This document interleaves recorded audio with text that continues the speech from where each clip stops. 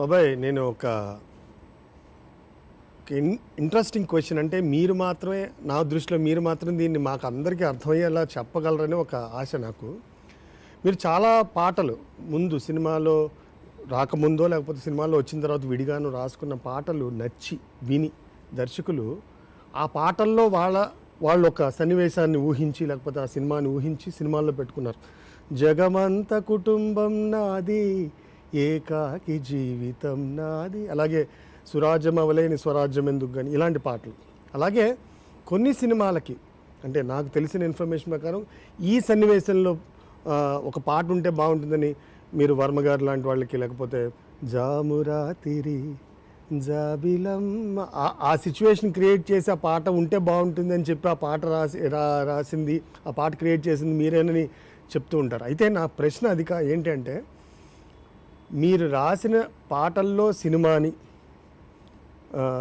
చూసిన వాళ్ళకి, లేకపోతే ఒక సినిమాలో ఒక పాటని, ఒక సన్నివేశంలో ఒక పాటని ఊహించిన మీకు, ఇలా పాటని సినిమాని ఎలా కలిపి చూస్తారు? ఎలా విడిగా ఎలా చూడడం సాధ్యం? విడిగా చూడటం కాదు అసలు. యాక్చువల్గా ఆ సన్నివేశంలో ఎంత సహజత్వం ఉంటే, దర్శకుడికి ఎంత సుస్పష్టత ఉంటే ఆటోమేటిక్గా ఆ పాట నాది అవుతుంది. ఉదాహరణకి క్షణం తీసుకుంటాం. క్షణంలో కథ అంతా అయిపోయిన తర్వాత ఎప్పుడో ఇంటర్వెల్ తర్వాత స్టార్ట్ అవుతాయి పాటలు. వదద్రతోటి అక్కడ అతని క్లారిటీ, వర్మ క్లారిటీ గురించి చెప్తాను, మీకు ఆశ్చర్యపోతారు. అసలు ఆ సినిమా మొత్తం మీద రెండు పాటలు ఉండాలి, రెండు పాటలకే చోటు ఉంది, దేనికి చోటు లేదు.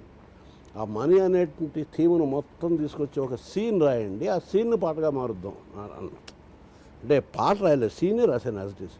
వాళ్ళిద్దరు ₹1,00,00,000 వస్తేనో అని ఊహించుకుంటే, వాళ్ళిద్దరూ ఊహించుకోడు, అతను ఊహించుకుంటాడు. ₹1,00,00,000 వస్తే ఏం చేయొచ్చు అన్నప్పుడు మధ్యతరగతి ఆశలు ఎలా ఉంటాయి, అదంతా ఒక సీన్గా క్రియేట్ చేసినప్పుడు ఒక హోటల్లో మహారాజు గారి లాగా వంగినట్టు ఇంకొంత మన కుతూహలం కలిగించేవి మనం మర్చిపోయేవి. సాక్షాత్తు మహారాజు ఎందుకు దండం పెడతాడు, రారాజైనా టిప్పు దెబ్బ తగిలిందంటే బోర్ల పడాల్సింది అనే ఒక కాన్సెప్ట్ రావడానికి వీటికి కారణభూతమైన పాట ఒకదానికి అక్కడ అవకాశం ఉంది. మొదటి పాట కూడా పాటలు లేవే, ఎలా వెళ్ళిపోతుంది అన్నప్పుడు మొట్టమొదటి పాట. మిగిలిన పాటలు కూడా నేనే రాశా. ఆ బాగున్నాయా లేదా నేను చెప్పట్లేదు, కానీ ఈ పాట ఎందుకు నిలబడిపోయింది, ఇందులో మూడు అభ్యంతరాలు ఉన్నాయి.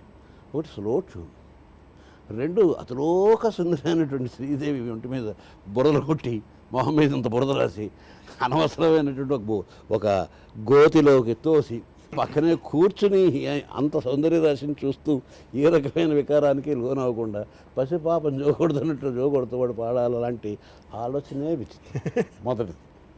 రెండవది నాకు వర్మ చెప్పింది, శాస్త్రి గారు ఇందులో నేను మిగిలిన పాటలకు ఆల్రెడీ పిక్చరైజేషన్ ఏర్పాటు చేసేసుకున్నాను.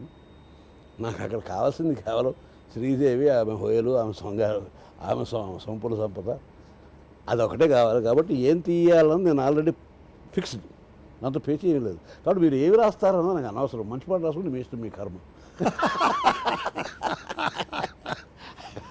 మీ ఇష్టం, మీ కర్మ.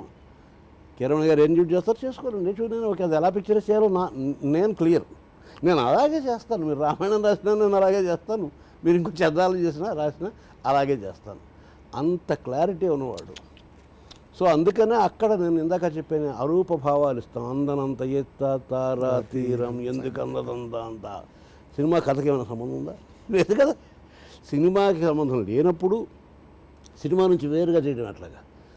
జనరల్గా కూడా అందనంత తారా తీరం అని మనం అనుకోవచ్చు.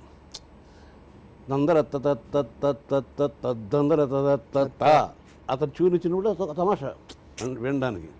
నేను యాక్చువల్గా రాసింది ఏంటంటే, అందనంత ఎత్త తారా తీరం ఎందుకు అందదందా. ఒకసారి రాము ఇలా ఉలిక్కిపడి ఏమన్నారు ఎందుకు అందదందా తందరందా, అదేదో మీరు తత్త అన్నట్టుందండి, మార్చేద్దామంటే అందనంత ఎత్త తారా తీరం సంగతి ఏంటో చూద్దాం రా అని మార్చాను. కానీ ఎందుకు అందదందా అన్నదే నాకు నచ్చింది. అది జస్ట్ పదాలతో ఒక అందంగా వెళ్ళేట్టు. ఇక్కడ భయపడకో చెబుతూ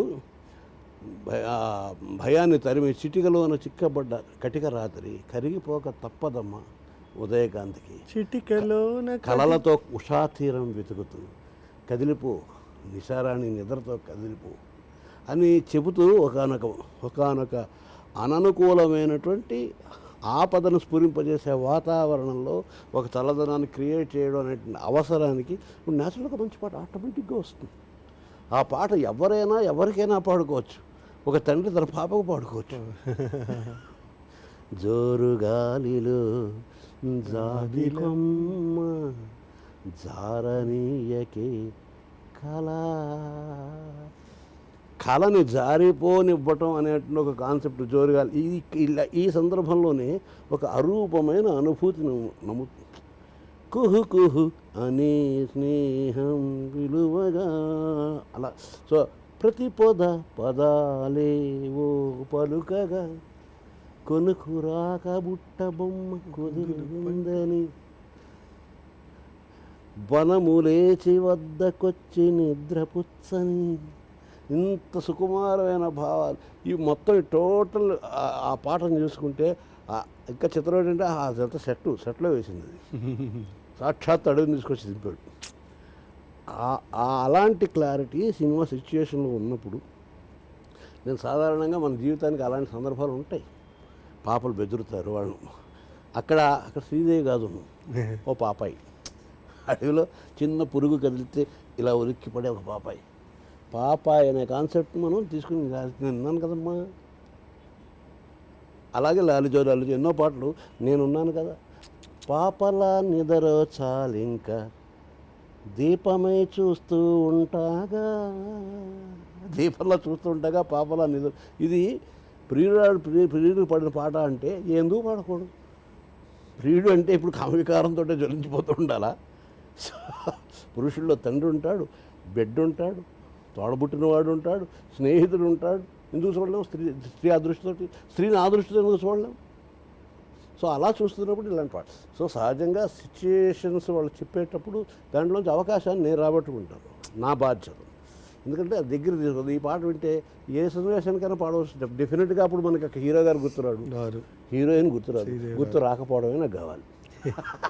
సినిమా చూడండి, ఎంజాయ్ చేయండి. సిచ్యుయేషన్ సరిపోయింది కదా అని డైరెక్టర్ గారు ఓకే అనేసారు కదా. ఓకే అని బీజాక్షరాలు పడిపోయాయి కదా.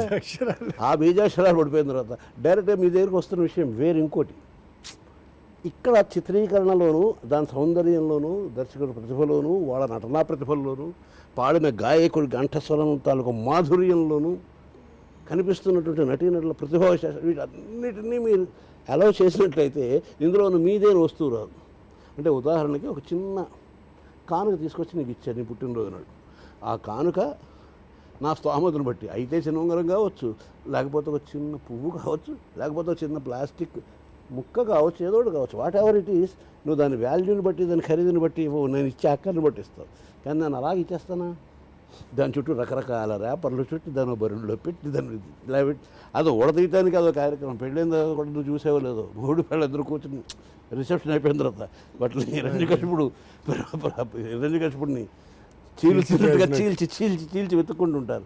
సో ఇవన్నీ పొరలు దాటిన తర్వాత నువ్వు నీ ఉత్సాహం సేపు అందులో ఏముందో చూడడానికి. అక్కడ చిన్న తాజ్మహల్ బొమ్మ ఒక ప్లాస్టిక్ ఉంటుంది, అయినా సరే నీ ఎగ్జూబరెన్స్ చాలా ఎక్కువ ఉంటుంది. బహుశా నువ్వు చింపేసిన రేపటి దానికని ఖరీదైంది అయ్యి ఉండొచ్చు. కానీ నీకు ఆనందాన్ని కలిగించే వస్తువు మాత్రం దాని ఆ పొరల చాటు ఉంది. అలాగా ఆ అవకాశాన్ని తీసుకుని నీ ఆనందం కలిగించే వస్తువుని ఇస్తున్నాను. ఇది గుర్తు చేయటం మాత్రమే. ఒక్కసారి అవి మరిచిపోవడం ద్వారా ఇది గుర్తుకొస్తుంది.